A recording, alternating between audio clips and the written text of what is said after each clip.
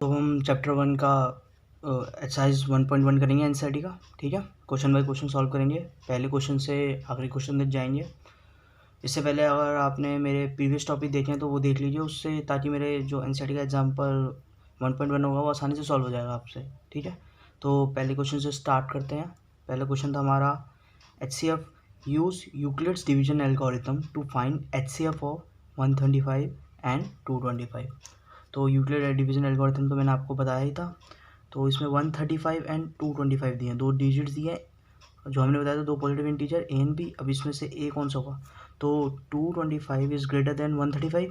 ठीक है, तो यहाँ पे जो ए है वो हमारा हो जाएगा 225। ठीक है, एंड बी जो हमारा हो जाएगा वो हो जाएगा 135। इससे पहले मैं बता दूँ तो यूक्लिड की कंडीशन क्या होती है, वो होती है हमारी A equals to B Q plus R, और जिसमें आर जो होता है वो हमारा होता है या तो 0 से बड़ा या 0, और या तो बी से छोटा या बी। ठीक है, तो ए और बी हमें पता चल जाए, कंडीशन हमें पता होती है क्या है, तो डिवाइड करते हैं 225 को 135 से डिवाइड करते हैं, तो ये हो गया 1 से 135। ठीक है, माइनस 0, ये आपका आ गया 90। ठीक है, अब क्या करेंगे, जो डिवीज़र था पिछला उसको बना देंगे हम डिविडेंड। 135।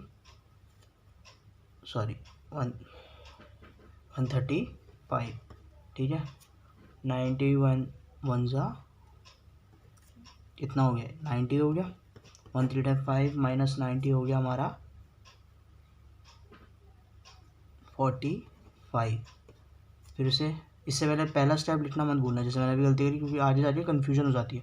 तो पहला स्टेप लिख लो। पहला स्टेप क्या था यहाँ पे, 225 कब था, 135 इंटू 1 प्लस 90। ठीक है, अब सेकंड स्टेप पे आए थे, सेकंड स्टेप क्या निकला हमारा, सेकंड स्टेप निकला ये 135 को कब आएगा, जब 90 को 1 से मल्टीप्लाई करेंगे प्लस 45 करेंगे।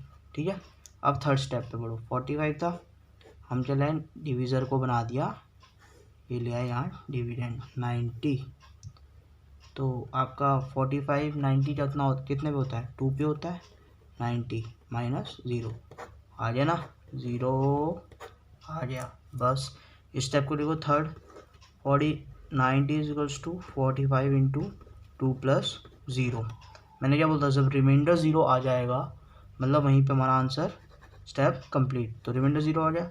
अब ढूंढो इसमें भाई डिवीज़र क्या था, भाई लास्ट स्टेप में हमारा डिवीज़र क्या था, लास्ट स्टेप में हमारा डिवीज़र क्या था, वो था हमारा 45।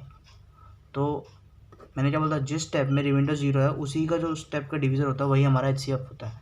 तो HCF ऑफ 135 एंड 225 इज 45। आ गया ना आंसर। ठीक है, ये था क्वेश्चन नंबर 1 का फर्स्ट पार्ट। अब करते हैं इसका सेकंड पार्ट सॉल्व। सेकंड क्या दिया भाई, 196 एंड 38220। सेम वैसे ही दोनों में से बड़ा क्या है ये, तो ये हमारा क्या हो गया ए, ये क्या हो गया हमारा बी। ठीक है, सॉल्व करते हैं, डिवाइड करते हैं 38220 इंटू डिवीज़र क्या हो गया 196।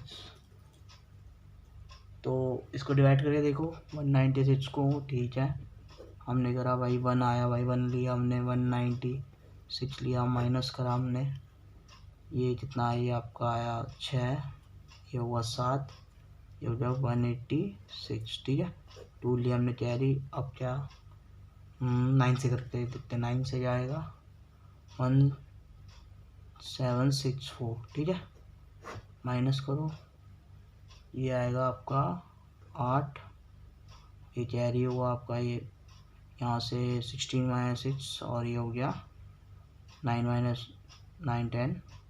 ठीक है, तो ये हो गया आपका 98। ये तो 0 हो जाएगा, बाकी हमने ये भी ले लिया है। ठीक है, 0 भी ले आए। तो अब 196 को 5 से करोगे तो 980 आता है। ठीक है, 980 आया, तो रिमाइंडर क्या आ गया 0। तो यहाँ क्या देखा हमने, पहले ही स्टेप में 0 आ गया। स्टेप क्या था, स्टेप ये था कि 38220 को कब आएगा? जब 196 में से 195 मल्टीप्लाई करेंगे प्लस 0 करेंगे। ये देखो पहले स्टेप में ही हमारा रिमाइंडर 0 आ रहा है, मतलब आगे बढ़ना ही नहीं, यही हमारा फाइनल स्टेप है। तो इसमें देखो डिवीज़र क्या था, डिवीज़र हमारा 196 था। देयरफॉर HCF जो आएगा 196 एंड 38220 का वो होगा हमारा 196 ही, क्योंकि पहले में रिमाइंडर जिसमें 0 था उसी के उसमें जो डिवीज़र होता है वही हमारा आंसर होता है, वही हमारा HCF होता है। तो यहाँ HCF क्या आया 196, तो ये हमारा आंसर हो गया। ठीक है, अब हम थर्ड पार्ट करेंगे इसका। थर्ड पार्ट है इसका 867 एंड 255 करते हैं। चलो मैं मज़ाक कर रहा था, ये तुम खुद ही करो, इसको तुम खुद सॉल्व करो, नहीं आएगा कमेंट सेक्शन में लिखो, फिर कराऊंगा। वैसे तो ये एग्जाम्पल कर दो, अपने आप समझ आएगा, तुम ऑलरेडी कर लोगे, बट स्टिल इसको ट्राई करो। ठीक है, ओके। और कमेंट्स में लिख दिया करो जो भी कोई प्रॉब्लम हो, या पसंद आए तो ये भी लिखा हो पसंद आ रहा है आपका मेथड, ताकि मैं और वीडियोस बनाऊँ तो मिले जल्दी से जल्दी। ठीक है, अब क्वेश्चन 2 करते हैं NCERT। क्वेश्चन नंबर 2 एक्सरसाइज 1.1 का। तो इसमें क्या है, शो दैट एनी पॉजिटिव और integer is of the form of 6q+1 या 6q+3 या 6q+5। इन तीन के फॉर्म में ही होता है कोई भी पॉजिटिव और इंटीजर। ठीक है, तो मैंने क्या बोला, यहाँ देखो आपको कुछ याद आ रहा है कैसी फॉर्म में, खुद ही समझ जाओगे, यूक्लिड वाली फॉर्म से।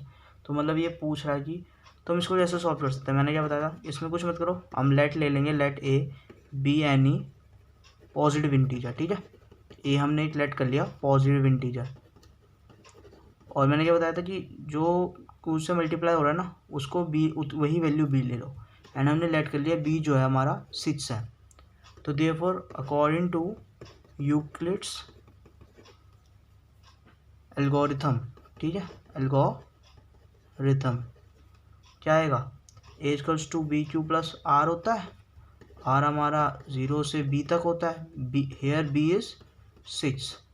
ठीक है, देयरफॉर वैल्यूज़ आर की वैल्यूज़ क्या क्या हो जाएगी, या तो 0 होगा, या तो 1 होगा, या तो 2 होगा, या तो 3 होगा, या तो 4 होगा, या तो 5 होगा, या तो 6 होगा। इससे ऊपर तो नहीं हो सकता ना, रेंज तो यही है। अब ये सारी है, तो जब व्हेन, ठीक है, अब हम देखेंगे हर उस पे ए की वैल्यू क्या है। व्हेन आर इज 0 तो हमारी ए की वैल्यू होगी हमारी बी क्यू, ठीक है, प्लस 0, सॉरी ये 6 है, 6q+0। आर जब 1 होगा, ए होगा हमारा 6q+1, आर 2 होगा तो हमारा ए जो होगा वो होगा 6q+2, आर 3 होगा वो हमारा होगा 6q+3, आर 4 होगा हमारा ए तब क्या होगा 6q+4, और जब आर 5 होगा तब हमारा ए क्या होगा 6q+5, और जब हमारा आर 6 होगा तब क्या होगा ए इक्वल्स टू 6q+6। अब एक चीज़ देखो, ये 6q है, मतलब ये तो इवन पार्ट है, क्योंकि 6 का 2 का डिविजिबल है, तो किसी भी इवन में 0 ऐड हो रहा है, मतलब ये तो इवन ही होगा। ठीक है, अब मैंने क्या बोला, 6q जब इवन है इसमें 1 ऐड करो तो ये तो ऑड बन जाएगा, तो ये ऑड हो गया। 6q इवन बोला तो ये जब 2 होगा इसमें ऐड तो ये तो इवन ही हो जाएगा। ठीक है, 6q क्या था इवन, उसमें 3 ऐड करोगे, 3 तो ऑड नंबर है तो ऑड हो जाएगा ये। ऐसे ही आगे देख लो, अब इसको मैंने जब बोल दिया कि 2 का डिविजन मतलब ये तो पूरा इवन ही हो गया। अब इसमें इवन ही ऐड जो ऐड करोगे उसके हिसाब से टोटल बन जाएगा। अब ये जब इवन है, इवन में इवन ऐड करो तो ये तो इवन ही रहेगा। ठीक है, अब ये इवन में ऑड ऐड करोगे तो क्या रहेगा, ऑड ही रहेगा भाई, सिंपल सी बात है, इवन में इवन करके तो इवन रहेगा। अब इससे क्या पता चल रहा है, ये देखो ये सारे ऑड क्या है, तो जब ए हमारा ऑड पॉजिटिव इंटीजर होगा ना, पॉजिटिव इंटीजर होगा, ठीक है, तो क्या फॉर्म्स आ जाएगी, ये कौन सी फॉर्म है 6q+1 में होगा, और कौन से में होगा 6q+3 में होगा, या फिर 6q+5 में होगा। आ जाए ना आंसर, था ना बड़ा सॉल्व, इजी। ये हमारा NCERT का एक्सरसाइज 1.1 का क्वेश्चन नंबर 2। ठीक है, आए समझ में, सिंपल सा क्या है, यूक्लिड एल्गोरिथम लगाया, हमें पता है कंडीशन क्या होती है, इससे हमने देखा कि हाँ भाई आर की वैल्यूज ये हो सकती है, वो सारी वैल्यूज़ पुट करके हमने डिफरेंट ए की वैल्यूज़ निकाली। अब हमने इसमें से देखा यार इवन कौन से ऑड कौन से हैं, जब हमें पता चला कि हाँ यार ये सारे तो ऑड दे रहे हैं, तो जब ए ऑड होगा तो ये ऑड देंगे, कौन से 3 है वो देखे, तो यही निकले वो जो हमसे पूछे हैं, यही फॉर्म में, यही हमारा क्या था आंसर। ठीक है, अब करते हैं हम क्वेश्चन नंबर 3 इसके बाद। तो क्वेश्चन नंबर 3 में क्या है कि an army contingent of 616 members is to march behind an army of band of 32 members. 32 members के पीछे 616 मेंबर्स को मार्च करना है इन अ परेड। ठीक है, the two groups are to march in the same number of columns, what is the maximum number of columns in which they can march. जो दो group है are to march in the column. ठीक है, जो दो groups हैं उनको, sorry ये टू मार्च है, groups are to march in same number of column, मतलब जो दोनों ग्रुप्स हैं उनको सेम नंबर ऑफ कॉलम्स में मार्च करना है। तो मैक्सिमम नंबर ऑफ कॉलम्स क्या पूछे, मैक्सिमम की बात हो रही है, मतलब हाईएस्ट कॉमन फैक्टर पूछा है एक तरीके से, HCF। तो इन शॉर्ट जो हमने पढ़ा यार मैक्सिमम पूछना, मतलब ये HCF ही तो पूछ रहा है हमसे। HCF किसका पूछ रहा है, 616 का एंड 32 का। ठीक है, कितने सिंपल, जहाँ हमसे ये पूछा मैक्सिमम नंबर, HCF क्या था, highest common factor. Maximum number column बोल रहा है जहाँ दोनों मार्च कर सके, दोनों ग्रुप। ठीक है, सेम नंबर ऑफ कॉलम से, तो मैक्सिमम पूछ रहा है उसका, मतलब ये 616 और 32 का HCF पूछ रहा है।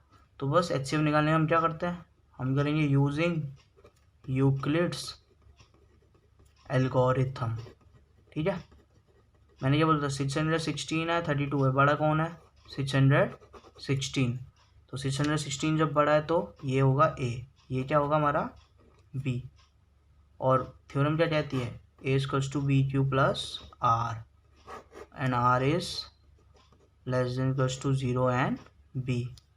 तो सॉल्व करते हैं इसको, हमने क्या करा भाई, 616 था, 32 था, अब 32 16 कब आता है, ये आएगा 1 कर दो, 1 से कर दो इसको, 32 माइनस करा, ये आया 9, ये आया 2, ये आया 6, अब करा हमने 9 से, तो ये आएगा 288 माइनस करा, ये आया 8। ठीक है, इतना आया, ये आ जाए, अब इसके आगे तो सॉल्व करना, मतलब ये पहला स्टेप हो गया, पहला स्टेप लिख लो। फर्स्ट स्टेप क्या था, 616, 32 को जब 19 से माइनस करोगे प्लस 8 करोगे तो 616 आएगा। ठीक है, अब हम सेकंड करते हैं, सेकंड स्टेप क्या था, डिवाइज़र को डिविडेंड बना दो, यही तो होता है, 32 करा हमने। ठीक है, तो 32 कब आता है, 4 पे तो आता है, हाँ 8 32 जो 0 आ जाए ना, रिमाइंडर 0। इस स्टेप को भी लिख लो, हमने लिखा स्टेप कि भाई 32 कब आएगा, जब 8 को 4 से मल्टीप्लाई करोगे, रिमाइंडर 0 करोगे। हमने देखा यार अब तो रिमाइंडर 0 आ जाए, मैंने क्या बोलता, जब रिमाइंडर 0 आए वहाँ पे रुक जाओ, और उस स्टेप में देखो डिवीज़र कौन है, तो स्टेप में डिवीज़र क्या है, 8 ही तो है डिवीज़र, यही क्या हमारा HCF है। जिस स्टेप में रिमाइंडर 0 है उस स्टेप का जो डिवीज़र होता है ना, वही हमारा HCF होता है। तो यहाँ 8 क्या है HCF, तो देयरफॉर HCF क्या निकला, 616 एंड 32 का 8। तो आर्मी को कितने कॉलम चाहिए, आर्मी को मार्च करने के लिए कितने कॉलम चाहिए, 8 कॉलम्स। ठीक है, the army can March in 8 columns, यही तो आंसर था, यही तो चाहिए था हमें। तो देखा, क्वेश्चन को पढ़ो, समझो क्या पूछा है, फिर उसके बाद देखो आपने क्या पढ़ा था, क्या एल्गोरिथम पढ़ी थी, उसे लगाओ और अपना आंसर हमको मिल गया। ठीक है, सिंपल था ना क्वेश्चन। तो अब हम क्वेश्चन नंबर 4 करेंगे इसके बाद।